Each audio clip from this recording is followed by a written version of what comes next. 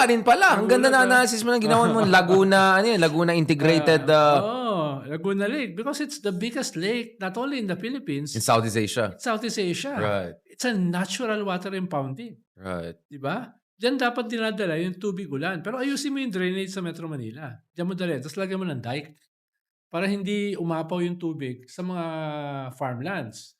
Tapos lagyan mo ng spillway, no? Para kung lalampas yung lalampas yung tubig, lalabas sa dagat. Pero kailangan mong i-dredge. Pero yung i-dredge mo, ngayon kasi less than 3 meters eh. Pwede yung i-dredge hanggang more than 30 meters. Yan yung natural niyang depth. Imagine mo yung tubig ulan na pwedeng kunin yan at mabawasan ng baha dramatically sa Metro Manila. Di ba? Pero, hindi lang dredging yan. It should be an integrated project. Yeah. So master plan din kailangan. Yeah. A spillway, a dike, tapos yung watershed development ng Marikina. Kundi puro putik ang pupunta dyan. Correct. Yung tinanggal mong silt, babalik. Pero ang pinakamahalaga, ayusin mo yung drainage ng Metro Manila para dyan pupunta. Parang embudo pupunta dyan. In the process, you're creating energy. No? Nakakaroon ka ng geothermal power going there. So meron ka ng tubig, potable water, na kailangan mo pag summer para sa mga mga pampalit sa prime water. No? Tapos, meron kang pandilig sa mga farmlands. No? Tapos, nabawasan dramatically ang baha. Like Japan, 70% ng rainwater sa Japan, nakukuha nila sa mga giant cisterns sa ilalim ng Nakita ko lupa. yung pictures. Grabe, underground. Hindi na kailangan gumawa. Yeah. Nandiyan eh. Natural ka eh. Sir, nag-crash course ka pa sa MIT? How come you know this stuff? Hindi naman, it's common sense. Common sense pala yung ganyan. Pero kung river, napakang lake na napakalaki, anong gagawin mo ron? Di ba? It's the way you speak with authority. And I don't mean it in a sarcastic way. No, you make sense because, Hindi, nagbuo kami ng cluster noon. Nung parang Pinoy.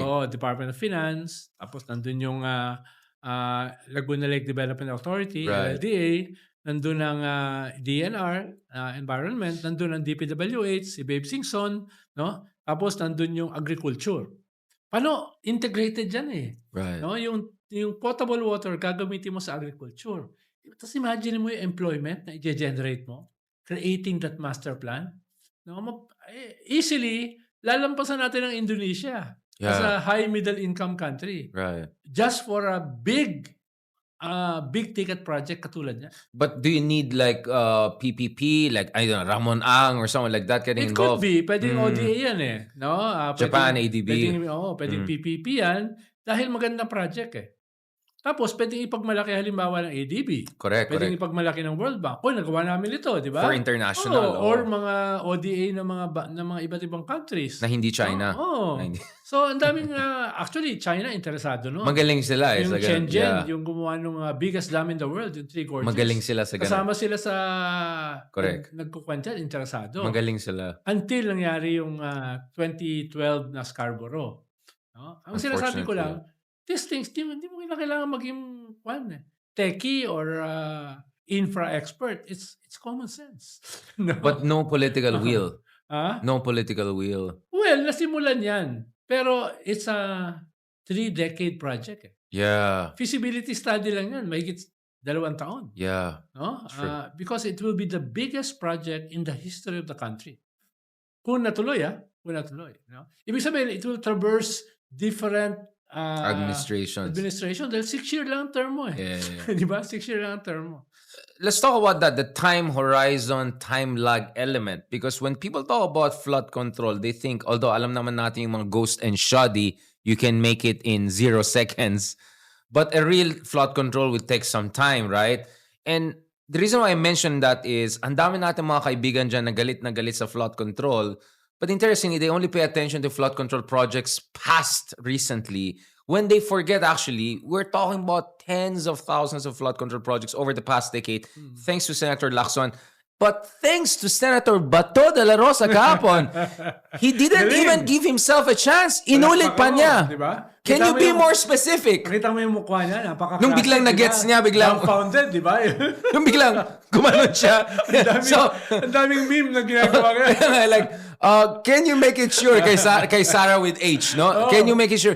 Anong taon po kayo to be specific? You're under oath, sabi niya. Mga 2016. No, specific. Sigurado. 2016 po. Tapos biglang gumanon si Bato. Gumanon. Di ba? Biglang nag-hang siya parang, oh my God, binuking ko ba yung boss ko? Kasi, if you follow, although I don't know yung claim ni Diskaya na splice daw yung videos niya. I don't know ano yung mas-splice mo sa yumaman kami sa DPWH. Aminado sila na until 2016, small time sila. And after 2016, my goodness, these guys are getting what? 400 projects a year or something? Yes. So, anong admin ang nagsimula na tong kaligayahan ng mga contractors? Duterte admin, 2016. 2017. Sino yung partner ng construction company ng father ni Bongo? Diskaya. Diskayas, yeah. How much? 816 million. No? CLTG Builders.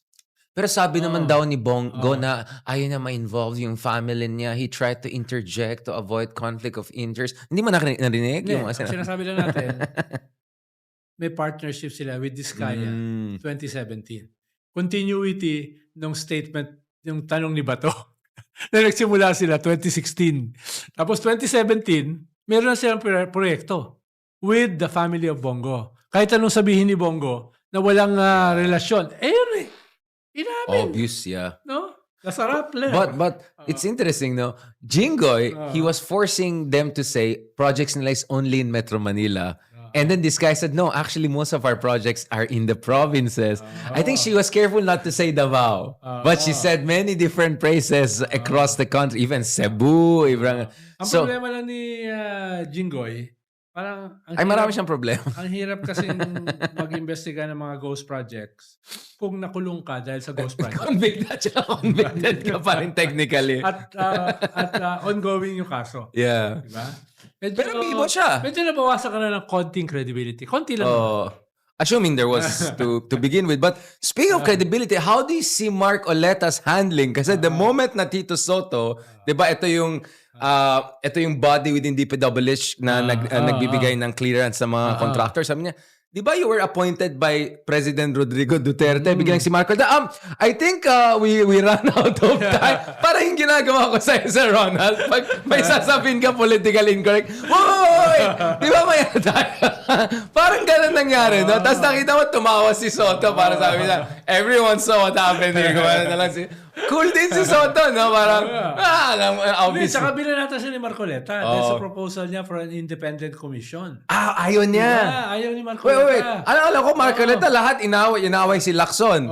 Inaway si Kiko. Si Lacson. Bakit gusto mo na away? Speech, no? Na hindi sa Blue Ribbon. Sa Blue Ribbon, ang may control ng speech mo, yung moderator, yung chairman, si Marcoleta. Ayaw ni Ping Lacson nun. Yeah. Diba? Tapos binanatan niya si Kiko. Si Kiko for an independent commission. Binanatan siya ni Rafi Tulfo. No? Si Marcoleta. Si Marcoleta. Yeah, exactly. Bakit limited yung pangko? Time ko magsalita. Ba't yung iba unlimited? Yeah. Si Jinggoy, unlimited. Ginanon niya si Marcoleta. Di ba? Na si Marcoleta. Yeah. Shaken siya, di ba? No, he was put in his place, yeah. So, ingat siya. Bago ka pa lang na senador, nangungupal ka na all over the place, di ba? So, Parang alam naman natin yun, Sir Ronald. Kahit naman ako, hindi ko ginagawa yun. Parang naalala ko yung isang show natin, Sir Ronald, na ban yata ng MNTRCB.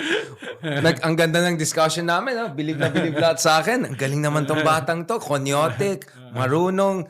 Pag tingin kong ganyan, umupo ka, may sagot ka na kaagad. Parang, wait lang, sino to? Panalo talaga. That was the beginning. Mga Indians. Tapos sabi ni Lord De Vera, alam mo yun yung parang yung kadorm mo, yung tulog siya buong araw. Biglang paggising niya, may nakikisali na siya sa usapan. ganun, Sir Ronald. Parang hindi halata, di ba? Parang hindi halata. Actually, mas malala pa yung ginawa mo.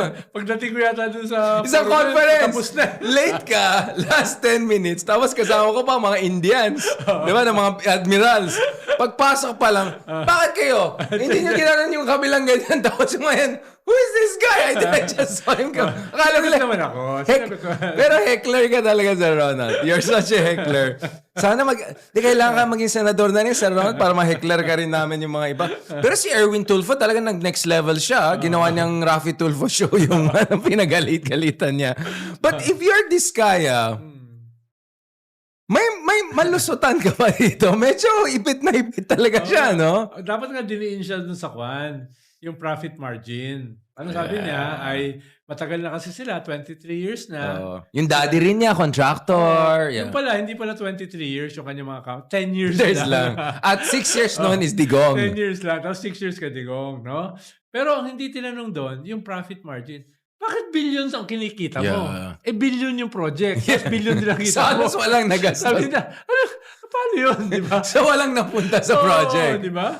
Ilang percentage yung profit margin mo, yun ang hindi na itanong. Pero napanood mo naman yung asawa ni Diskay, di ba? I mean, I don't even know his name, but ito yung parang yung asawa. Yung sabi niya, hindi kailangan na yung mga engineer, bookish. Hindi nga ako sumusunod sa mga project planning, 'di ba? Sabi niya, yan, nanonood lang ako ng mga foreman, diskarte lang, ganun lang daw, diskarte. Speaking of that, he was being honest. too much honest. So magpasalamat tayo dun sa mga journalist na inaway ni Vico. Ang dami natin materials na obviously. Pero Sir Ronald, ang pinaka-surprising sa akin, hindi nag-British accent. Di ba British accent daw siya? Sino? Conversation. Si Diskaya, di ba nag-aaral sa Britain? I talk in British accent, tas ganun. Ako kasi Donald Trump lang kaya kong accent. Siyempre, nag-i-spoof na sa kanya. Pero nag-new look siya kahapon Diba? Parang kinompare siya kay Bitoy. Alam mo yung character ni Michael V? Di ba meron siyang Si character? Michael B nga, yung nag-i-spoof na sa kanya. Meron siyang character na character. Para sila magkapatid eh. Kamukha. Oh my God! Pero, Sir Ronald, makukulong na to si Diskaya sa Senate bago makulong sa totoong buhay? Or baka naman napoles na naman yan, drama na naman na walang mangyari? I mean, kasi sobrang lataran ang eh. problema kasi dyan, ang tatamaan yung presidente. Yeah. Pag wala siya nakasuhan, wala siya napakulong, ano siya? Ano yung tsura niya? Diba? So, tingin ko, sisiguraduhin nila na may makakasuhan at may makukulong within the year. Right. Within the year. Like Napoles. Diba? 55 years yata yung kanya.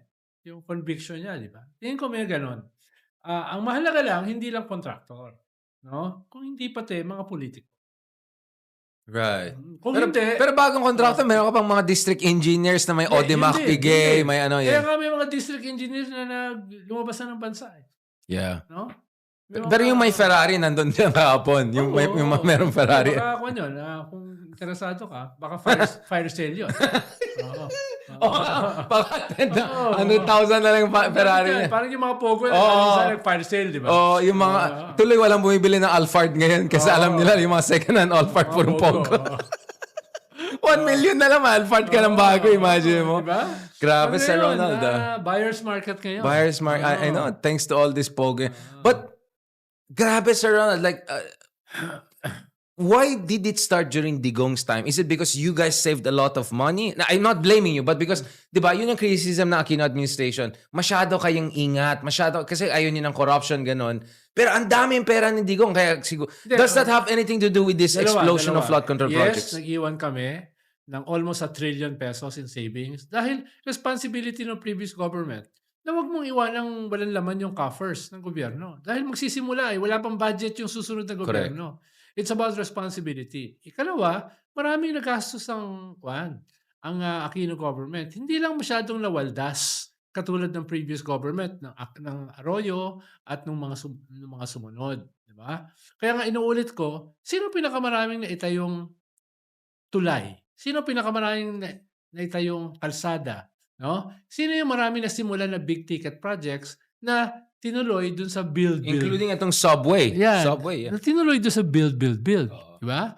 Wala naman build kung wala yung mga projects na nasimula ng Pinoy time. Halimbawa ako, no? Personally, pumunta ako sa France para i-deliver yung 5 na boats para sa Coast Coast Guard. Guard, yeah. Pero hindi namin nilabas sa media. Bakit? Para kay Pinoy, Epal. epal yan trabaho natin ito ba't natin i-epal, no? You Yun know why I yung believe you? oo. Because I had a 40 minutes conversation with your boss before na hindi siya natuwa about something.